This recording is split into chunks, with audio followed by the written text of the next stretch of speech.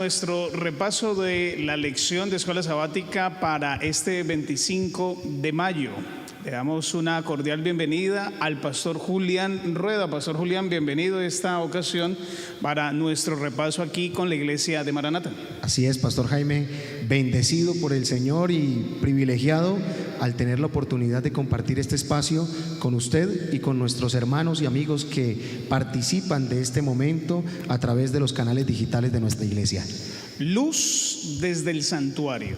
Y para iniciar entonces con este repaso, ¿qué le parece, pastor Julián, si hacemos una oración? Condúzcanos en este momento para que podamos entonces repasar juntos los puntos sobresalientes de la lección para este 25 de mayo del 2024. Muy bien, vamos a invitar entonces a quienes están conectados para que puedan acompañarnos allí desde donde se encuentran, inclinando su rostro, y vamos a orar.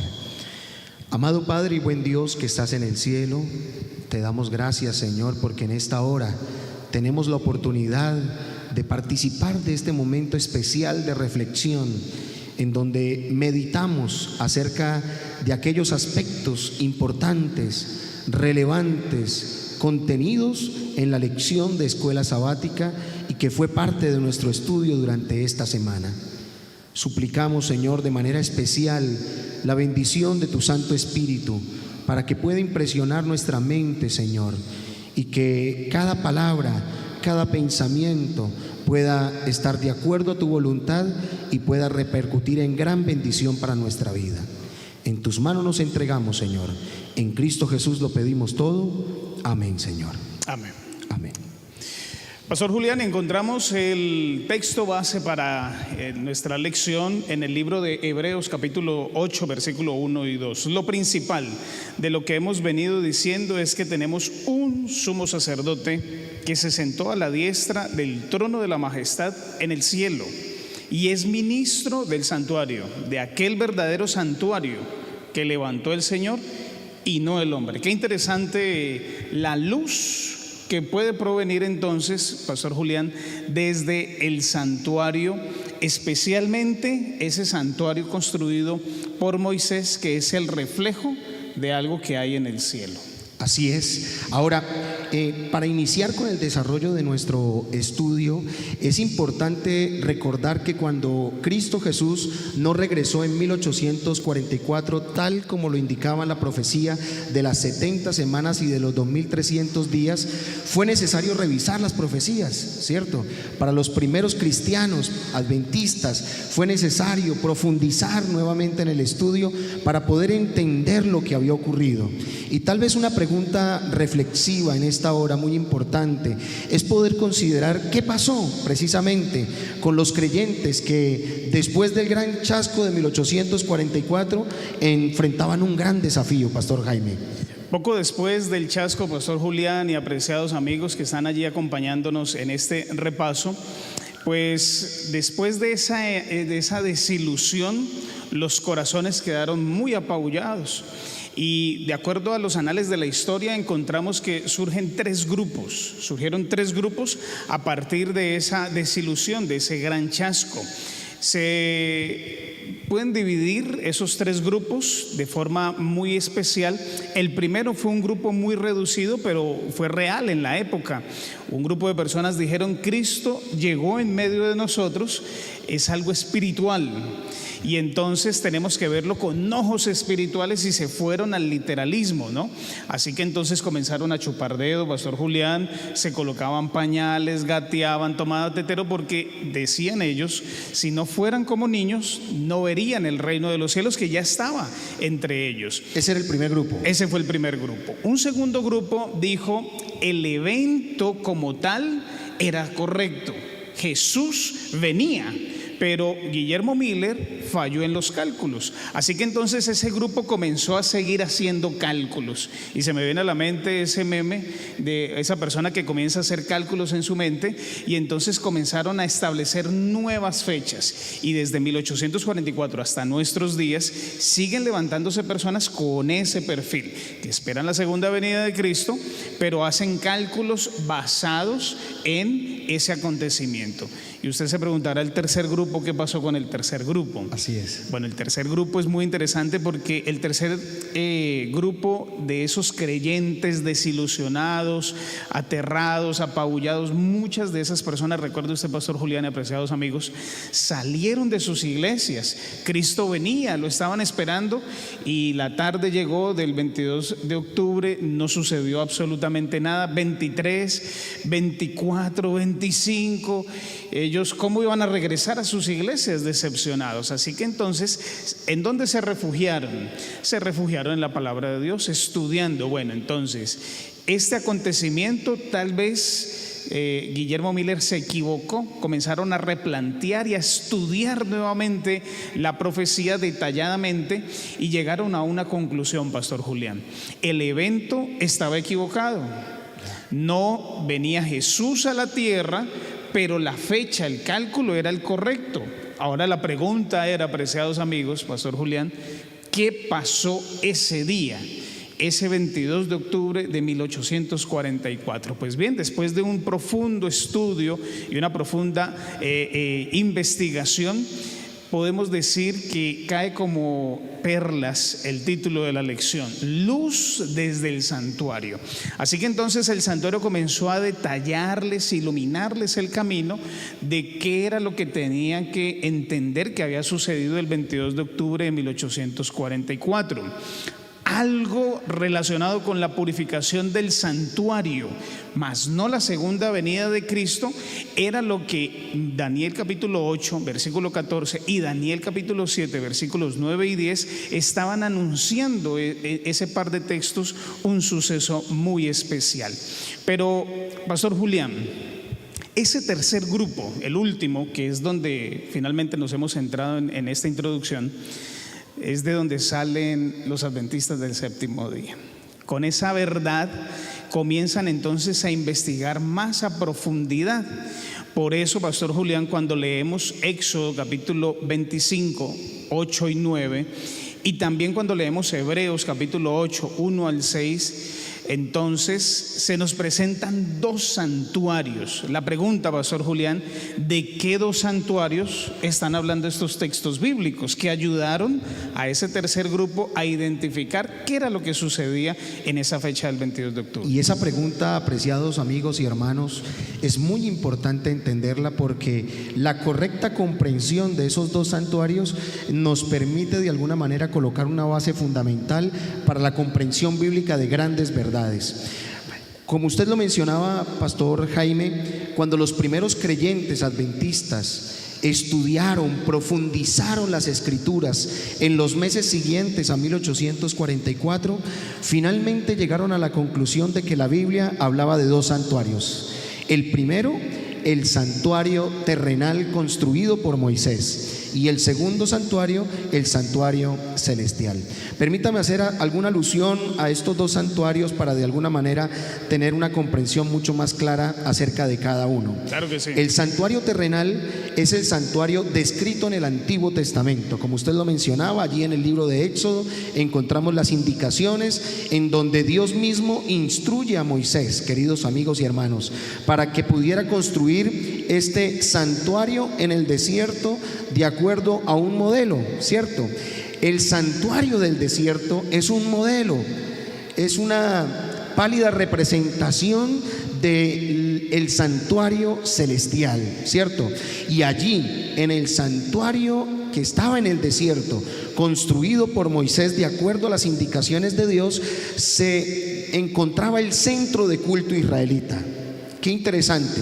Y allí era el lugar donde se realizaban todos los servicios que de alguna manera tenían un propósito pedagógico de parte de Dios, y era prefigurar, mostrar grandes verdades relacionadas con el plan de salvación.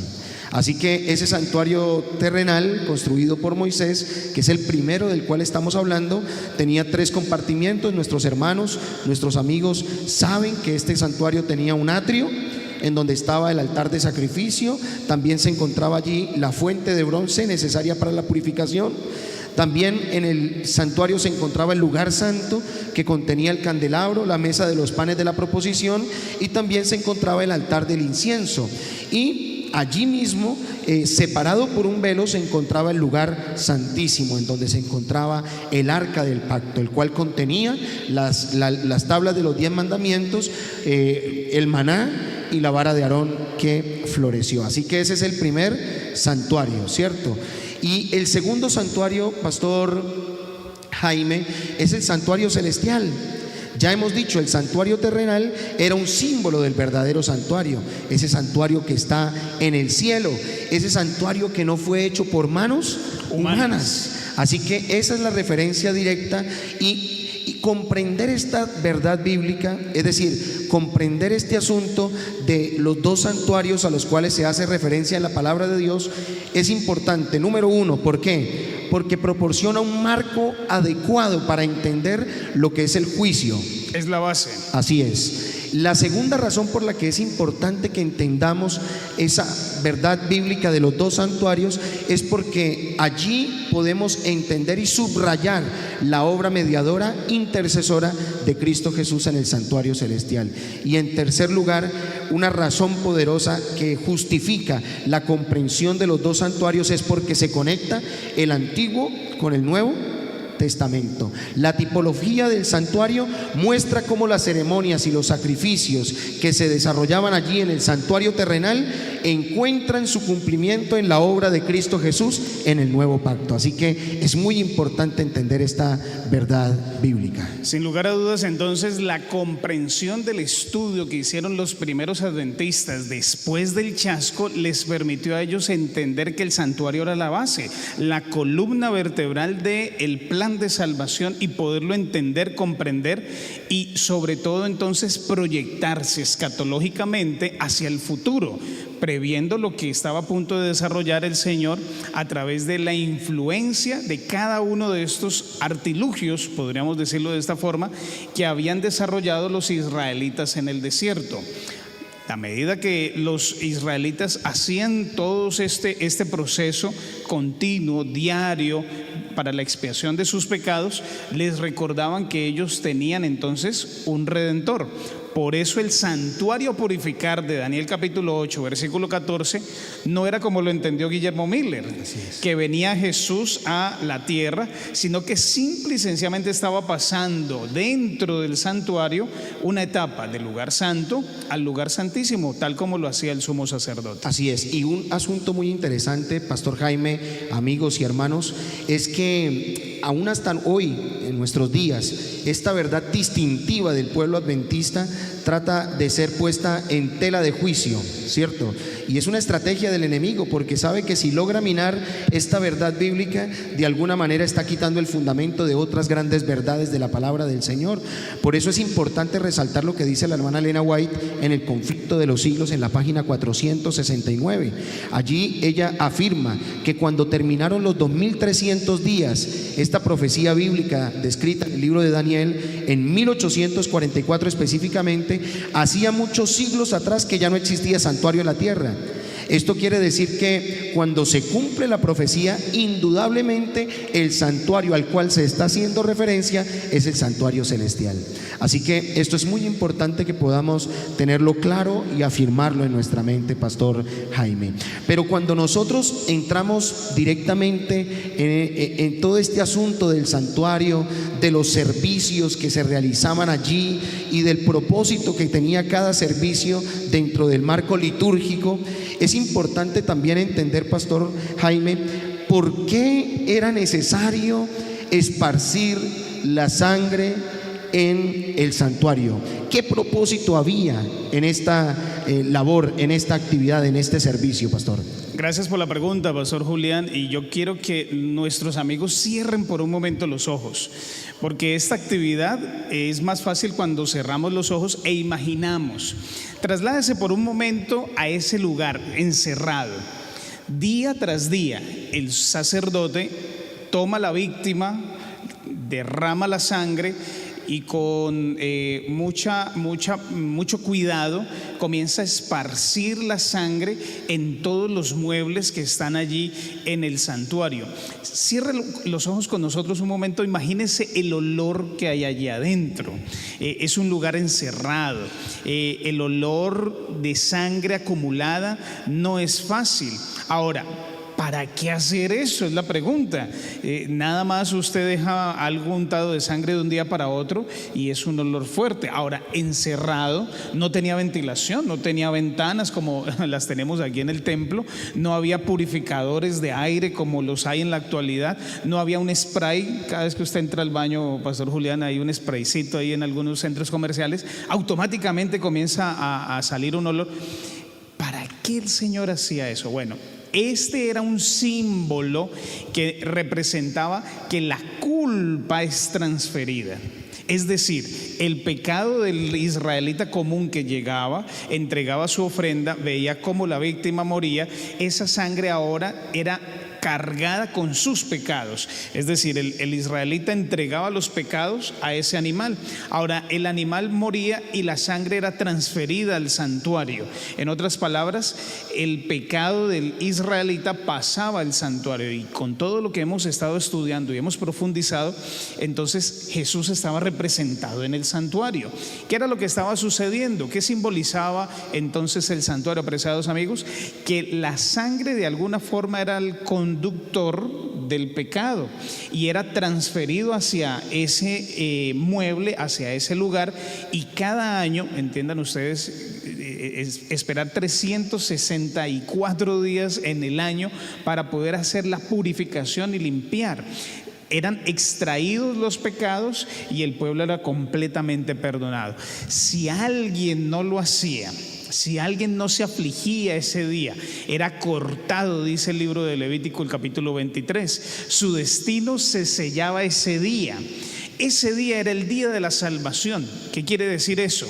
Que a través de derramar la sangre en el santuario era la liberación del pecado, pero solamente se transfería hasta que llegaba ese último día, el día del Yom Kippur, que hemos estudiado a profundidad, y después de haber sido transferido los pecados al mueble, al artilugio, al santuario como tal, a la parte física, ahora venían dos animalitos, y el uno moría representando todo lo que había allí y era puesto en otro macho que finalmente era suelto en el desierto y moría de inanición. ¿Eso qué representa entonces? La simbología de que el pecado es transferible. Por eso nuestros pecados los cargó Jesús. Murió, derramó su sangre sobre la tierra para que finalmente ya no quedaran nuestros pecados en nosotros, sino que fueran transferidos a Él. Cargó y ha cargado los pecados hasta el último día de esta tierra, y entonces ahí sí ya será completamente erradicada la maldad de esta tierra. Pero Pastor Julián, en la Biblia es marcado el tema del juicio, y ya mencionamos el tema del Yom Kippur. ¿Cuál cree usted, si de pronto podemos orientar a nuestros hermanos que están allí conectados en esta hora, cuál es la razón principal para que Dios realice un juicio al final de esta historia? Ya el pueblo año tras año hacía una especie de barrido, como un juicio, una especie de juicio. ¿Cuál sería el sentido entonces de hacer un juicio final en la tierra? Muy bien, gracias Pastor Jaime, porque la pregunta es muy importante y quisiera compartir con nuestros hermanos y amigos que participan de este momento especial que la palabra de Dios habla abundantemente acerca de la realidad de un juicio y debemos entenderlo de esta manera. Dios nos dio en su soberanía la posibilidad de decidir libremente, pero eso no nos exime de la responsabilidad de nuestras decisiones. Y lo que la palabra del Señor dice es que Dios realizará un juicio, ¿cierto? Si nosotros vamos al libro de Apocalipsis capítulo 14 y leemos específicamente el versículo 7 en el mensaje angélico de ese primer ángel, dice que la hora de su juicio ha llegado. Ha llegado, ¿cierto? Así que de manera contundente se anuncia la verdad, la realidad de un juicio en donde, como lo dice el libro de 2 de Corintios capítulo 5 versículo 10, todos nosotros tendremos que comparecer. Ahora, ¿qué será tenido en cuenta en ese juicio? La palabra del Señor dice en Eclesiastés capítulo 12 versículo 14 que toda obra será considerada, tanto la oculta como las obras públicas. Pero no solamente nuestras acciones, también el libro de Mateo capítulo 12 versículo 36 dice que aún nuestras palabras. Y si vamos más profundamente a la palabra del Señor, vemos en 1 de Corintios capítulo 4 versículo 5 que aún lo oculto, lo que se guarda en nuestra mente, en nuestros pensamientos. Así que yo debo tener en cuenta de que la realidad del juicio nos debe a nosotros llevar a confrontarnos con la forma en cómo estamos viviendo. Ahora, ¿por qué? ¿Por qué es necesario que se realice un juicio? ¿Cuál es el sentido? Yo considero, apreciado pastor, que existen varias razones. En primer lugar, es porque detrás del juicio hay un propósito y es la vindicación del carácter de Dios. Sabemos que Satanás desde el principio, cuando se rebeló, trató de colocar en tela de juicio la justicia, el carácter de Dios. Así que en el juicio final se asegura que la justicia de Dios sea reconocida, sea completamente reconocida. Se demostrará, como lo dice Apocalipsis capítulo 15 versículo 3, que Dios ha sido justo y misericordioso en sus decisiones. Primera razón, porque a través del juicio se garantiza la vindicación del carácter de Dios. Pero hay un segundo propósito que da razón a la necesidad de un juicio, y es para mostrar la transparencia divina. A través del juicio, Dios proporciona transparencia, mostrando cómo y por qué cada decisión fue tomada. Así que esto asegura tanto a los seres celestiales como a los seres humanos el poder comprender y aceptar el carácter justo de Dios.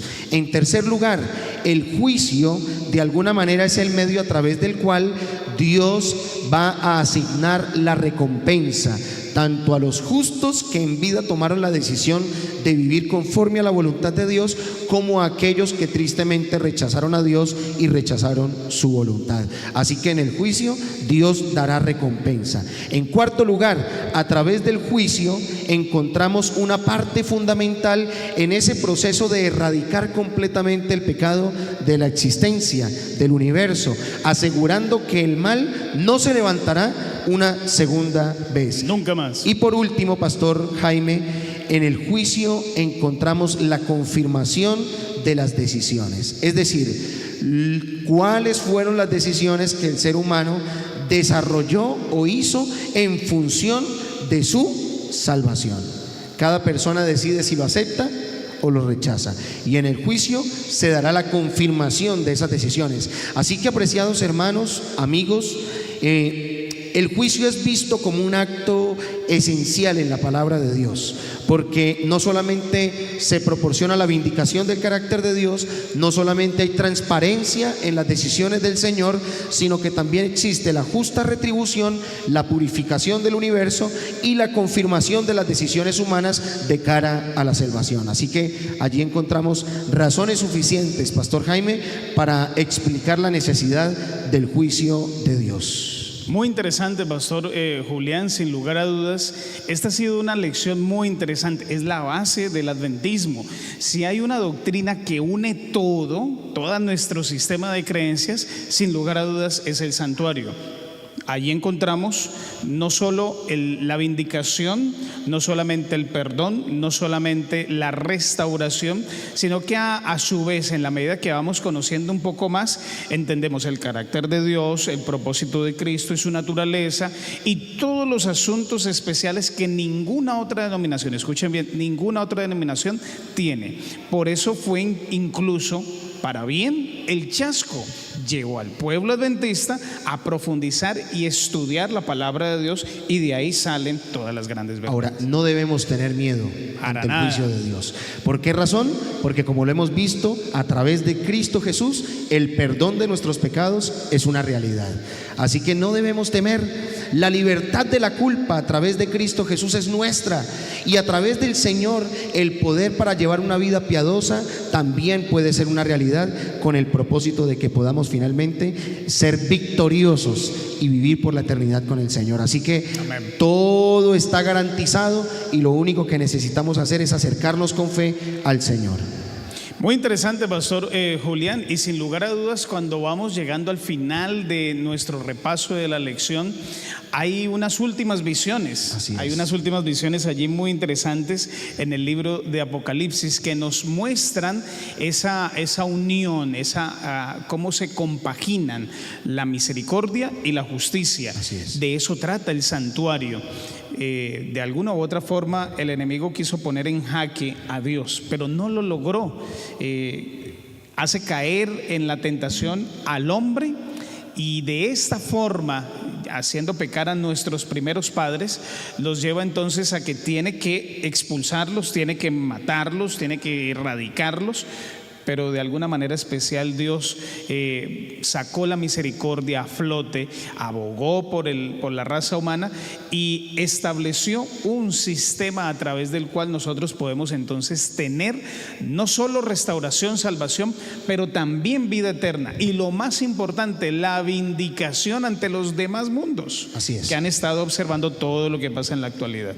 Así es. Así que hay una visión interesante, la visión de Apocalipsis capítulo 11, versículo 19. ¿Cómo podríamos entonces explicar en pocas palabras, Pastor Jaime, el significado de esa visión para nuestros días hoy? Permítame, yo leo Apocalipsis 11, 19. Dice: y el templo de Dios fue abierto en el cielo, y el arca de su pacto se veía en el templo, y hubo relámpagos, voces, truenos, un terremoto y grande granizo. Es muy interesante que lo que se estaba viendo era el cielo, y en el cielo Juan detalló prácticamente lo que ha sido el estandarte, o fue el estandarte para el pueblo de Israel en su momento, y fue el arca del pacto. ¿Qué contenía el arca del pacto? El pastor Julián lo mencionó ahorita. Contenía una vasijita con maná, contenía también la vara de Aarón que reverdeció, y lo más importante, posiblemente, los 10 mandamientos. Son asuntos que tienen que ver con el carácter de Dios, pero estaban tapados con algo, con una tapa que se llamaba el propiciatorio, y es esa disposición que tenía el Señor para poder entonces modelar tanto la justicia y la misericordia. No olvidemos que para nosotros en nuestros días los mandamientos siguen vigentes. Muchas denominaciones, Pastor Julián, olvidan esta parte importante, y por eso la iglesia adventista se distingue, porque no solamente aceptamos el bautismo en el atrio, no solamente aceptamos la muerte de Jesús en el altar del sacrificio, gracias. No solamente ingresamos por la puerta, compartimos el pan, compartimos entonces de la luz, que es la palabra de Dios, las oraciones intercesoras, sino que vamos hasta el mismo centro del santuario, que es el lugar santísimo, donde está el carácter de Dios, y es ese el que nos ayuda. Entonces, el camino al santuario celestial comienza aceptando el sacrificio de Jesús, continúa con una vida de comunión con Cristo, pero concluye cuando yo acepto que Dios es mi juez y acepto su misericordia, para que podamos entonces obtener la salvación y la vida eterna. Es maravilloso, Pastor Julián, contar con un abogado. ¿Y cuál cree usted que sería la diferencia más radical entre el ministerio del sacerdote del santuario, que tenía esas prendas tan interesantes, al santuario que Jesús desarrolla en este momento en el santuario celestial? Muy bien. Bueno, cuando nosotros vamos a la palabra del Señor y tenemos la oportunidad de leer Hebreos capítulo 10, versículo 9 al 14, podemos encontrar diferencias manifiestas entre el sacerdocio terrenal, que es el sacerdocio levítico o arónico, y el sacerdocio de Cristo, ¿cierto? Así que dentro de esas diferencias que nosotros podemos encontrar, las podríamos clasificar de acuerdo a diferentes aspectos. Si, por ejemplo, miramos el sacerdocio desde el origen y su naturaleza, podríamos ver que el sacerdocio terrenal fue instituido por Dios para el pueblo de Israel, ¿cierto? Con Aarón y sus descendientes. Mientras que el sacerdocio de Cristo, a diferencia del sacerdocio terrenal, es un sacerdocio celestial y perdurable, ¿cierto? Así que ya encontramos serias diferencias entre ambos modelos de sacerdocio. Aunque el sacerdocio terrenal tenía una función también y era prefigurar, en Cristo Jesús vemos un sacerdocio completo. También podríamos verlo desde el lugar de servicio. El sacerdocio terrenal, como ya lo hemos visto, se desarrollaba en el tabernáculo aquí en la tierra, pero el sacerdocio de Cristo se desarrolla en el santuario celestial, ¿cierto? En el cielo mismo, en un santuario no hecho por manos humanas, sino que es precisamente el original, por decirlo de alguna manera. Exactamente. Ahora, si lo vemos desde la eficacia, podemos ver que el sacerdocio terrenal estaba fundamentado o se ocupaba de los rituales, sacrificios que no podían realmente eliminar el pecado, ¿cierto? Sino de alguna manera señalaban una verdad futura. Mientras que en el sacerdocio de Cristo podemos ver que su sacrificio realmente es suficiente para quitar el pecado. Y yo digo amén por eso. Amén. Y además de eso, no solamente nos perdona, sino que purifica nuestra conciencia y ofrece una redención completa, una redención eterna. Y por último, quisiera yo decir que el sacerdocio terrenal es un sacerdocio temporal, es un sacerdocio limitado, que cumplió su función en su momento, pero que de alguna manera contrasta claramente con el sacerdocio perdurable de un Dios, Cristo Jesús, resucitado y vivo para siempre. Así que estas son algunas de las diferencias que podemos encontrar. Muy interesante, Pastor Julián, lo que ha sido el repaso de la lección. Solo un repaso, los puntos más sobresalientes. Cabe recordar que estamos llegando a la parte final de este repaso, pero también estamos llegando a la parte final de este mundo, el desarrollo de este mundo. Desde 1844 hasta nuestros días viene desarrollándose el juicio investigador.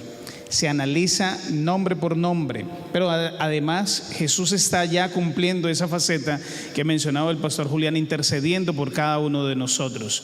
Pero llegará el momento en que no habrá más lugar para la intercesión, ya no habrá más gracia, ya no habrá más misericordia y todo llegará a su fin. Por eso es importante el repaso de la lección, porque nos muestra el camino que debemos de seguir, en dónde estamos y hacia dónde vamos. Quisiéramos finalizar, pastor Julián, esta sección del repaso de la lección, recordando que actualmente nos encontramos en el atrio exterior, dice ella, aguardando la bendita esperanza de la aparición gloriosa de nuestro Salvador y Señor Jesucristo. Durante su intercesión como nuestro abogado, Cristo no necesita ninguna virtud humana mediante la mediación de absolutamente nadie. No necesita de nosotros que completemos algo, que nos esforcemos, absolutamente nada. Él es el único portador del pecado, lo que decíamos hace un momento. El pecado lo tiene Él, está en la cancha en este momento de Él. La única ofrenda por el pecado es Él. La oración y la confesión deben dirigirse solo a Él, quien entró una vez y para siempre en el lugar santísimo. Salvará hasta lo sumo a todos los que acuden a Él con fe. No hay que hacer nada, solamente creer, pastor Julián, y eso es lo lindo del repaso de esta lección. Él vive constantemente para interceder por nosotros. Yo alabo el nombre del Señor, queridos amigos y hermanos, porque la lección de esta semana resalta la obra de Cristo en el santuario celestial.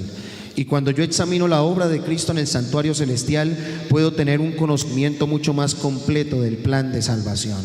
Y yo quisiera finalizar mi intervención en este espacio, Pastor Jaime, diciendo que la vida de Cristo Jesús revela el amor de un Dios que nos ama con todo su corazón. Pero cuando yo miro la muerte de Cristo, puedo ver allí la atrocidad del pecado y cómo todo el cielo Dios, comprometido con la salvación del hombre, hizo lo que se necesitaba para que nosotros hoy pudiéramos gozar de esa dulce seguridad del perdón y de la salvación. Pero la lección de esta semana nos muestra también que la intercesión de Cristo en el santuario ofrece los beneficios de la expiación a todo aquel que se acerque con fe para poderlos recibir. Y yo pienso que es la invitación de la lección de esta semana. Es nuestro privilegio acercarnos confiadamente a Dios. Es nuestro privilegio poder aferrarnos al brazo poderoso de Dios y con un corazón sincero y humilde aceptar el maravilloso plan de salvación, la intercesión de Cristo Jesús en el santuario celestial en mi favor, y de esta manera poder disfrutar de los beneficios que proporciona la expiación en favor del creyente. Para finalizar, quisiéramos decir: probablemente estás viviendo por momentos o estás atravesando situaciones difíciles, y cuando más oscuro se vea el panorama, recuerda el título de la lección para este trimestre: el amor triunfa. Y no es el amor que nosotros sentimos, es el amor que Él sintió por nosotros y que nos lleva a experimentar un verdadero y perfecto amor en su nombre. Pastor Julián, muchas gracias por habernos acompañado en el repaso de la lección aquí con nuestra iglesia de Maranata. No, muchísimas gracias, Pastor Jaime, y a todos nuestros hermanos y amigos que participaron de este momento. Deseamos, por la gracia de nuestro Dios, que las enseñanzas de esta lección puedan ser aplicadas con la ayuda del Espíritu Santo, y a usted, Pastor Jaime, por darme la oportunidad de participar junto con usted. Finalizamos con una palabra de oración, amigos. Señor y Dios, gracias porque tu amor es suficiente. Nos has enseñado por medio de la lección de esta semana que es inútil intentar hacer algo para agradar o colaborar con nuestra salvación, que lo único que esperas es que podamos acercarnos confiadamente. Y ya tenemos un abogado que intercede por nosotros. Ese juicio está garantizado. Ayúdanos simplemente a creer y a dejarnos usar en tus manos llenas de amor. Bendice cada una de las personas que están del otro lado de la pantalla, a los que están presentes aquí en la iglesia. Guárdanos y bendícenos. Gracias por tu inmenso amor y por tu bondad. Lo pedimos y lo agradecemos en el nombre de Jesús. Amén, Señor. Hasta la próxima, apreciados hermanos, que el Señor les bendiga. Bendiciones.